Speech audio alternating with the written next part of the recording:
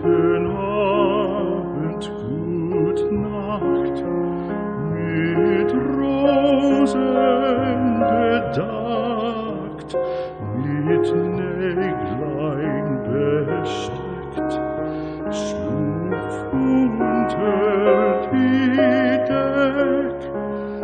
Morgen früh, wenn Gott will, wirst du wieder geweckt.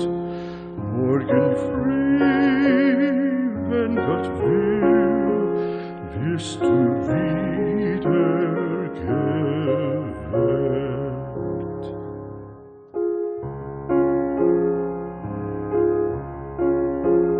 Guten Abend, gute Nacht, von Englein bewacht, die zeigen im Traum dir Christkindleins Baum. Schlaf nun selig und süß, schau im Traums Paradies. Schlaf nun selig und süß, schau im Traums Paradies.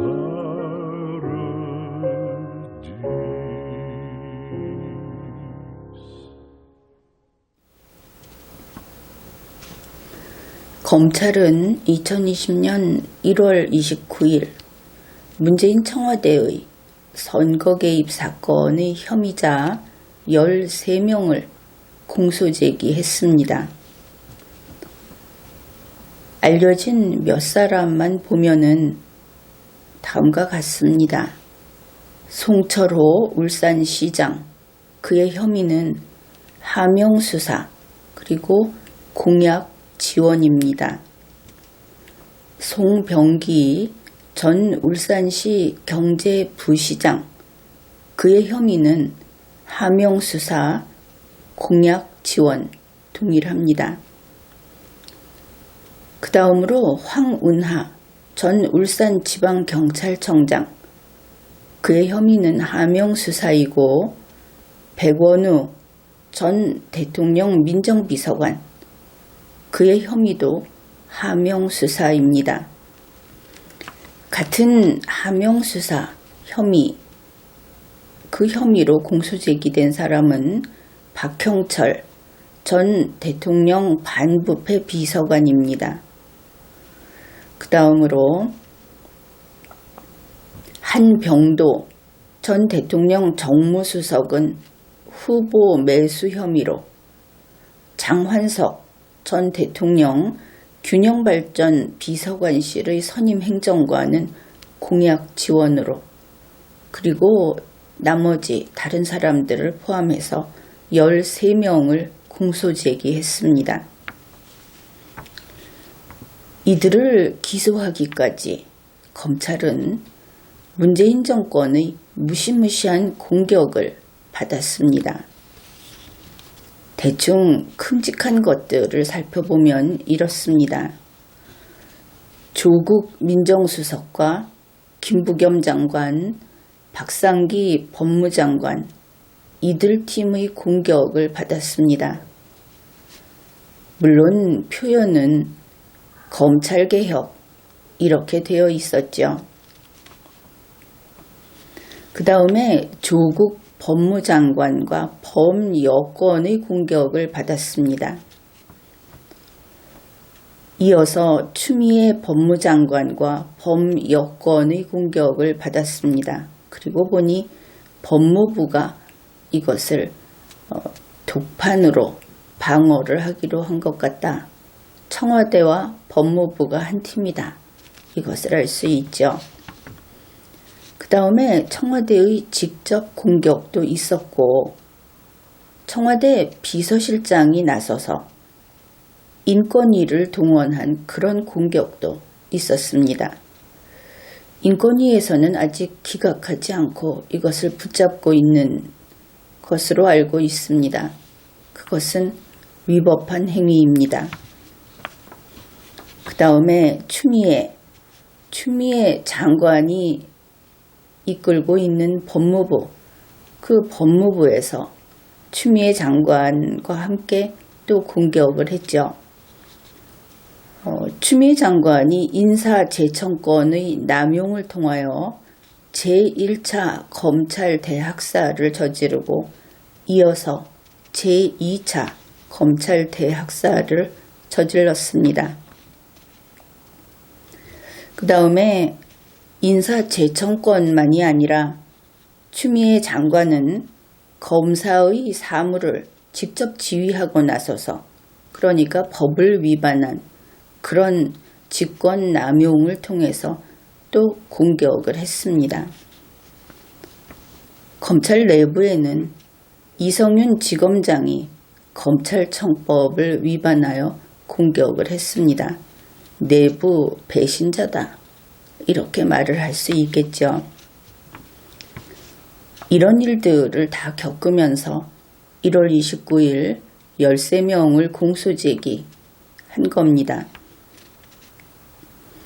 그런데 청와대에서 큰 책임을 지고 있는 그러한 이광철 민정비서관, 임종석 전 청와대 비서실장, 이들은 이번에 공소제기를 하지 않았습니다. 그 대신 검찰의 조사를 받았죠.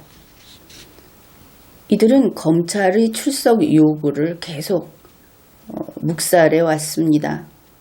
그렇게 하다가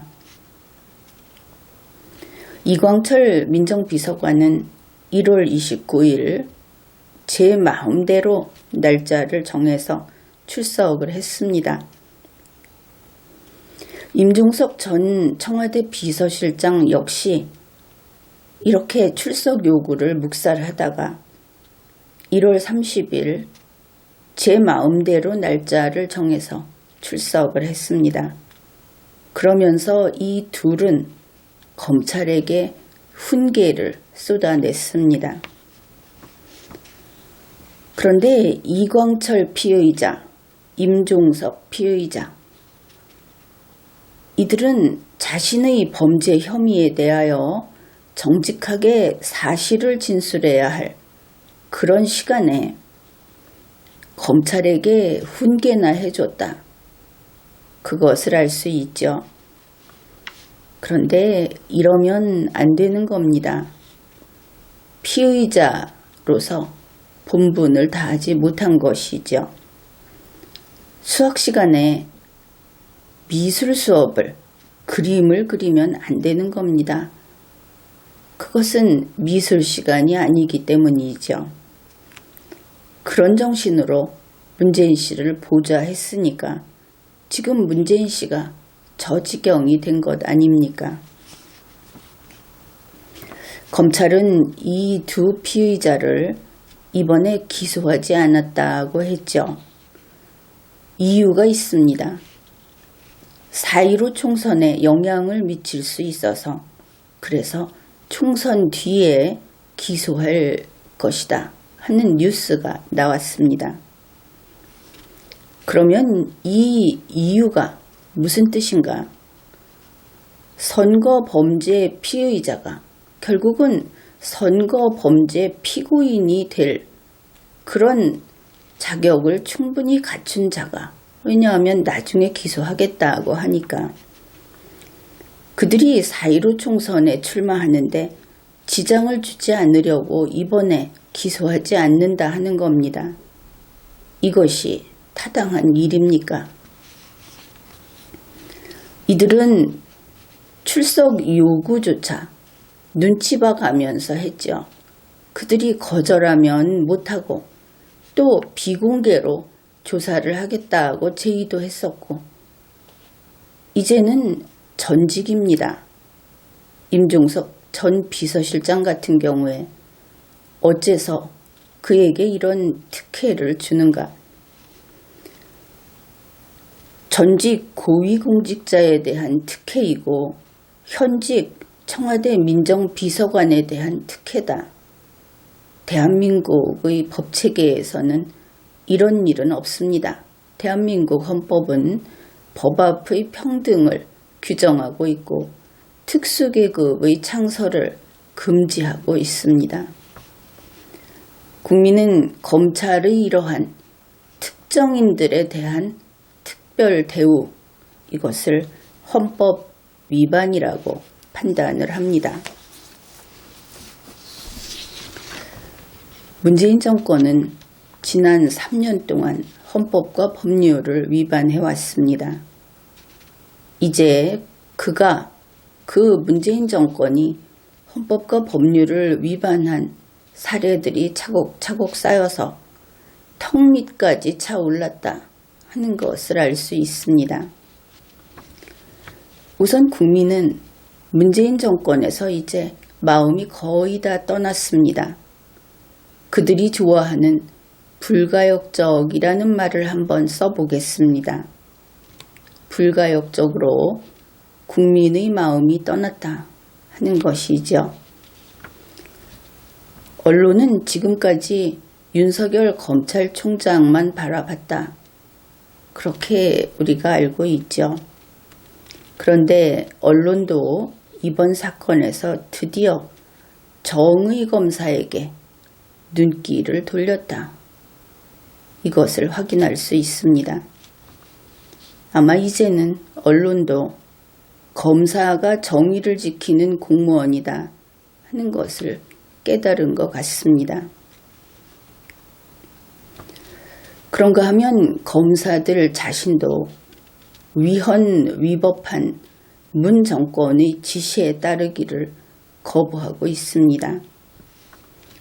첫째, 수많은 검사들이 이러한 위헌위법한 명령에 거기에 복종할 수 없다 하면서 검찰을 떠났습니다. 검사라는 이름은 그들이 인생을 건 직분이다, 이것을 알아야 합니다.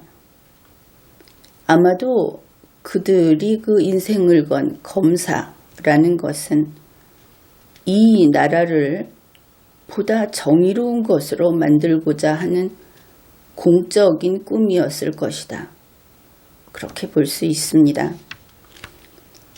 그런 측면에서 보면은 그렇게 자기 인생을 공적인 꿈을 위해서 투신했던 검사들이 검찰을 떠났다 하는 것은 결국 수많은 검사들이 목숨을 버린 것이다, 그렇게 평가할 수 있는 것이죠. 그런가 하면 600명이 넘는 그런 검사들이 실명을 걸고 우리는 헌법과 법률만을 따르겠다, 이렇게 밝혔습니다. 용감한 그들에게 박수를 보냅니다. 이들 검사는 헌법과 법률이 반드시 지켜줄 겁니다. 헌법주의 국가 대한민국은 법치주의를 주요 이념 가운데 하나로 채택을 했습니다. 그런데 이 법이라는 것이 그렇습니다. 대중은 가끔 그런 이야기를 하죠. 법보다 주먹이 가깝다. 그런데 이 국가 조직이라고 하는 것은 법체라고 부릅니다. 법으로 된 몸이다. 법적 조직이다. 이 법체는 주먹으로 깰 수가 없습니다. 법은 법의 힘이 가장 센 것이고 그것이 가장 무서운 겁니다. 이 법이라고 하는 것은 인류 역사 수천 년 동안 보다 정의롭게 그 방향으로 정비를 해온 일종의 논리 시스템이다, 그렇게 이야기할 수 있습니다. 이러한 법이라고 하는 논리 시스템은 독재자 한두 명이 혹은 한 시대 독재의 시대, 두 시대 독재의 시대, 그런 곳으로 파괴할 수도 없고 왜곡할 수도 없는 겁니다.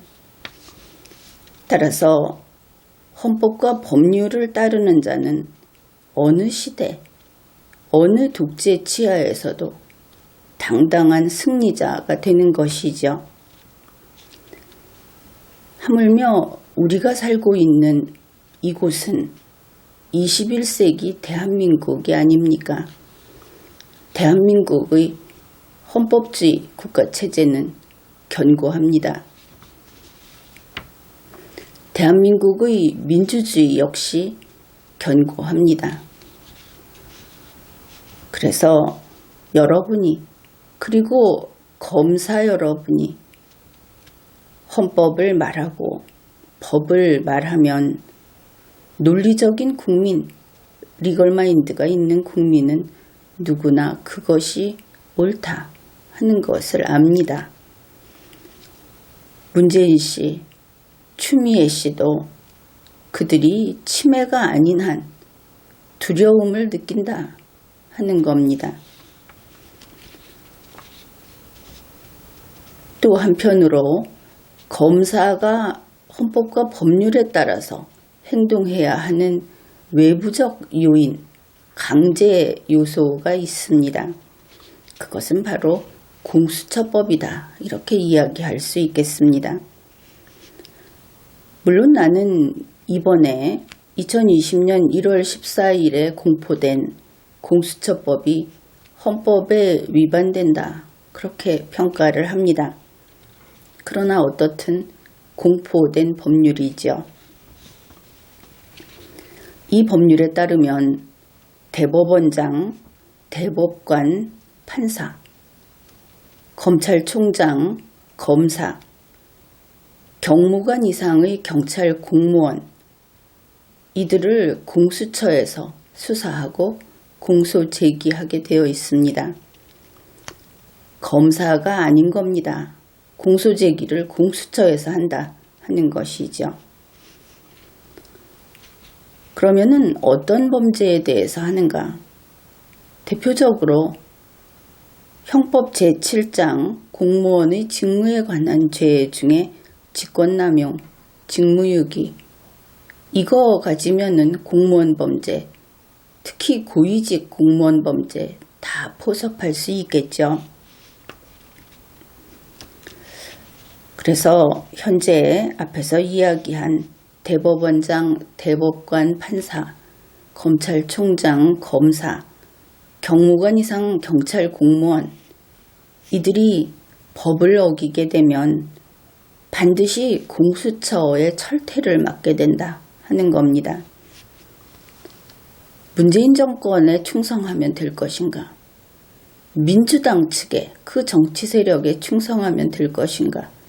아니, 세상은 굴곡이 있는 것이고 또 바뀌고 바뀌는 겁니다. 그리고 이 공수처법에 의한 처벌은 앞으로 영원히 계속되죠. 피할 길이 없는 겁니다. 그래서 검찰, 법원의 판사들, 그리고 경찰, 사실은 검찰청, 법원, 경찰청, 거기에 있는 공무원들 거의 대부분이다. 좀 내가 힘 좀 있다 하는 사람은 다 들어간다. 이것을 알아야 할 텐데, 이 모든 사람들은 헌법과 법률에 철저히 복종해야 하는 겁니다. 자기 자신이 칼날 위를 걷고 있다 하는 것을 알아야 하는 것이죠.